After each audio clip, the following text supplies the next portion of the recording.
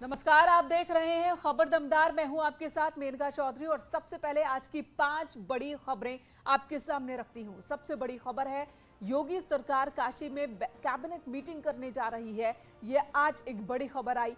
बैठक की पूरी डिटेल आपको बताएंगे।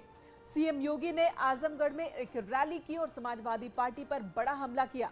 वहीं शिया वक्फ बोर्ड के पूर्व चेयरमैन वसीम रिजवी ने हिंदू धर्म अपना लिया और वो अब जितेंद्र नारायण त्यागी बन चुके हैं।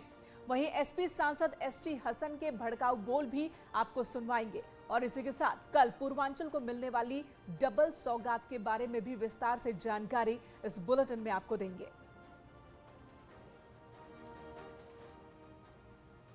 और सबसे पहले बात करते हैं आज की सबसे बड़ी खबर की। यूपी के इतिहास में जो कभी नहीं हुआ वो होगा। मुख्यमंत्री योगी आदित्यनाथ की सरकार में प्रदेश ही नहीं बल्कि देश के इतिहास में ऐसा पहली बार होने जा रहा है जब कोई सरकार किसी मंदिर में कैबिनेट मीटिंग करेगी।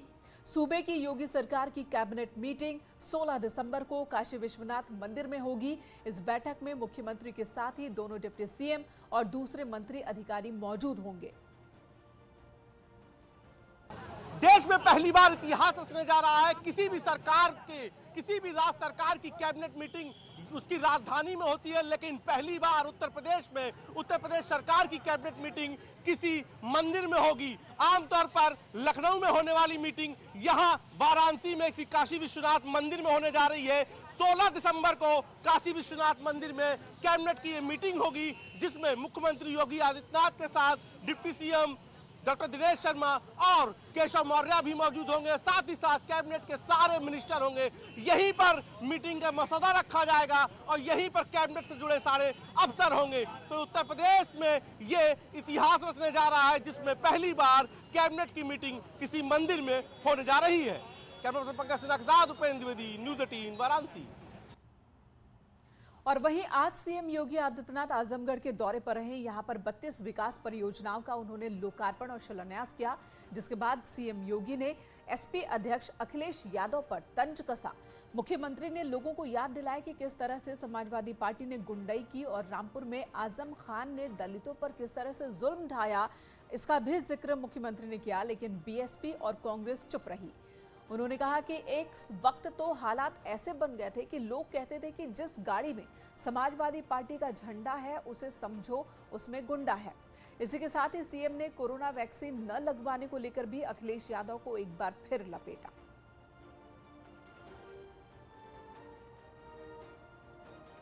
जिस गाड़ी में सपा का झंडा समझो होगा कोई जाना पहचाना गुंडा, यानी ये नारा ही चल गया था, लोग ये मान लिए थे। लेकिन इस गुंडागिर्दी की कमर तोड़ने का कार्य अगर किसी ने किया है तो हमारी सरकार ने प्रदेश के अंदर 2017 के बाद आने के बाद किया। क्योंकि ये लोग सत्ता में आकर के जिस प्रकार की तबाही मचाए थे, गरीबों की जमीनों पर, दलितों की जमीनों पर, व्यापारियों के प्रतिष्ठानों पर कब्जा करके जिस प्रकार की अराजकता इन्होंने पैदा की थी, ये किसी से छुपा हुआ नहीं। और आजमगढ़ तो इससे अपने आप को कैसे वंचित रख सकता है? आजमगढ़ तो इसका सबसे बड़ा भुक्तभोगी था। 3 बार मैं कोरोना के दौरान आया था देखभाल करने के लिए कि यहां मेडिकल कॉलेज, हॉस्पिटल में उपचार की व्यवस्था है या नहीं है। हमारे भारतीय जनता पार्टी के सांसद और विधायक हालचाल ले रहे थे, पदाधिकारी सेवा के कार्य से जुटे हुए थे, लेकिन आजमगढ़ के सांसद नदारद थे, वे गायब थे, उनका कहीं पता ही नहीं था, उनका पता ही नहीं था। एक बार तो मैंने पूछा, भाई सभी सांसदों का हालचाल लिया जा रहा, वो है कहां? तो पता लगा कि इंग्लैंड गए हैं। समाजवादी पार्टी का एक विधायक, अभी सत्ता तो दूर है, कोसों दूर है, लेकिन अभी से गुंडागिर्दी सड़कों पर उतरता हुआ दिखाई दे रहा था। यानी पेशेवर गुंडों की तरह किस प्रकार का आचरण कर रहे हैं। ये गुंडागिर्दी भारतीय जनता पार्टी स्वीकार नहीं करती है, इसको बर्दाश्त भी नहीं करती है, कतई बर्दाश्त नहीं करती है। और आज आप सबका मैं यही आह्वान करने के लिए आया हूं। वहीं सांसद बृजलाल ने एक बार फिर अखिलेश यादव पर हमला बोला। उन्होंने आजम खान के बयान का जिक्र किया और अखिलेश यादव से माफी मांगने को कहा। अखिलेश यादव जी, मैं उस दिन को याद करके भावुक हो जाता हूं जब 2016 में गाजियाबाद में आप हज हाउस का उद्घाटन कर रहे थे और आपके सामने आजम खान ने बाबा साहब को लैंड माफिया कहा था। और जब उसने लैंड माफिया कहा कि ये मूर्तियां जो खड़ी हैं उंगली उठाए, ये कहती हैं कि जहां मैं खड़ा हूं वो भी मेरी जमीन है, आगे वाला प्लाट भी हमारा है। और अखिलेश यादव, आप तालियां बजा रहे थे। आप जितनी गाली दोगे उतने ही बाबा साहब का पूरी दुनिया में सम्मान बढ़ेगा। अगर जरा भी शर्म हो तो आज इस परिनिर्वाण दिवस पर बाबा साहब के चरणों में जाकर के माफी मांग लो।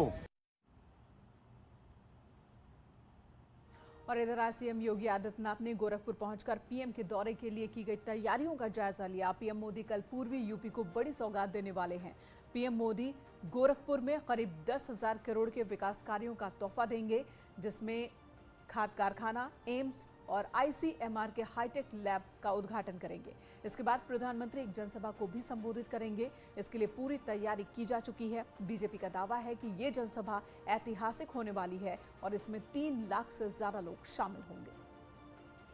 व्यवस्था है, संपूर्ण सुरक्षा व्यवस्था प्रधानमंत्री जी के आगमन को दृष्टिगत रखते हुए उसको हम लोगों ने एक विस्तृत योजना के तहत तैयार की है, जिसमें 4 लेयर्स होंगे और इसमें हर स्तर के अगर आप अधिकारी जोड़ लें तो करीब 4,000 जवान लग रहे हैं, जिसमें करीब 8 SP, 20 additional SP, 60 deputy SP स्तर के अधिकारी हैं। इसके अतिरिक्त स्पेशलाइज्ड फोर्सेज जिसमें anti sabotage checks, anti mines team, bomb disposal squads, anti terrorist squads की कमांडो दस्ता, नेशनल सिक्योरिटी गार्ड्स के counter snipers, counter drones team से सभी आ गए हैं। इधर यूपी के प्रमुख मुस्लिम चेहरों में शामिल रहे वसीम रिजवी इस्लाम धर्म छोड़कर आज से हिंदू बन चुके हैं। गाजियाबाद में यति नरसिंहानंद सरस्वती ने उन्हें सनातन धर्म में शामिल कराया। शिया वक्फ बोर्ड के पूर्व अध्यक्ष वसीम रिजवी ने इस्लाम छोड़कर सनातन धर्म अपना लिया है। वसीम रिजवी का नया नाम जितेंद्र नारायण सिंह त्यागी रखा गया है। गाजियाबाद के डासना मंदिर में उन्होंने पूरे विधि विधान से हिंदू धर्म अपनाया। धर्म परिवर्तन की यहाँ पर कोई बात नहीं है। जब मुझको इस्लाम से निकाल ही दिया गया तो अब ये मेरी मर्जी है कि मैं किस धर्म को स्वीकार करूं। सनातन धर्म दुनिया का सबसे पहला मजहब है, पहला धर्म है और जितनी उसमें अच्छाइयाँ पाई जाती हैं, इंसानियत पाई जाती है, हम ये समझते हैं किसी और दूसरे धर्म में नहीं। वरना वसीम भाई ने तो मानवता की रक्षा के लिए बहुत बड़ा काम किया। उन्होंने देखिए किताब को पढ़ा, कुरान को पढ़ा, मुसलमानों का इतिहास को पढ़ा, इस्लामिक इतिहास को पढ़ा और उन्होंने इस्लामिक इतिहास को पढ़ने के बाद ये तय किया कि भाई ये मानवता विरोधी है, तो उन्हें बुरा नहीं माना जाता। लाखों करोड़ों मुसलमान हैं जो उन्हें अपना आदर्श मानते हैं। और वसीम रिजवी के सनातन धर्म अपनाने पर अयोध्या के संत समाज ने स्वागत किया और उन्हें रामलला के दर्शन के लिए निमंत्रण भी दिया। अच्छी बात है, रिजवी साहब हमारे यहाँ आए हैं और उनकी वातावरण और व्यवहार सब कुछ हिंदू रीति रिवाज के रूप से चलता रहा। अब उन्होंने स्पष्ट रूप से हिंदू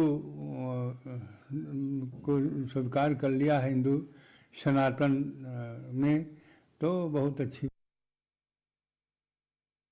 वसीम रिजवी का स्वागत है सनातन धर्म संस्कृति में। उन्होंने सनातन धर्म संस्कृति अपनाया है। स्वागत है, वंदन है, अभिनंदन है और हम लोग स्वागत करते हैं।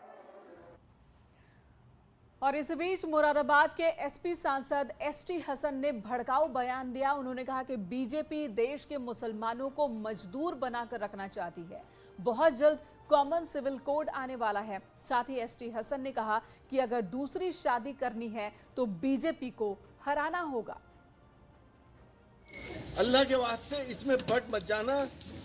सिर्फ एक ही आपका मकसद होना चाहिए कि बीजेपी को हराना है। कॉमन सिविल कोड आता है तो मुस्लिम पर्सनल लॉज खत्म हो जाएंगे।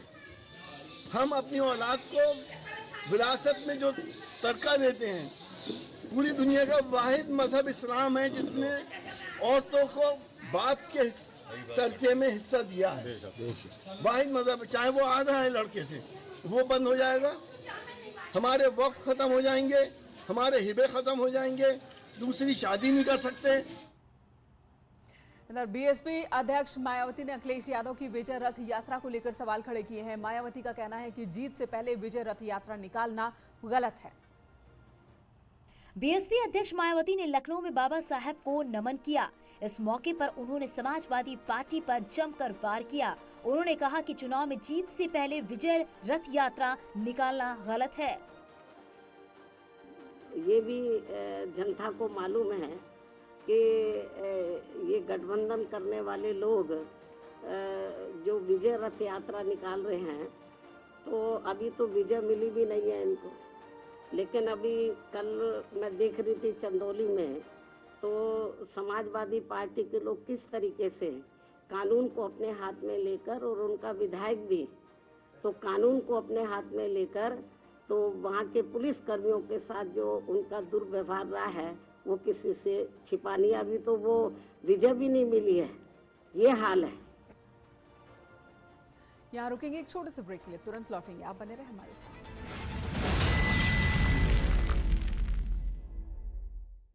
साधा कहा विपक्ष के पास कोई मुद्दा नहीं, पहले की सरकारों में होता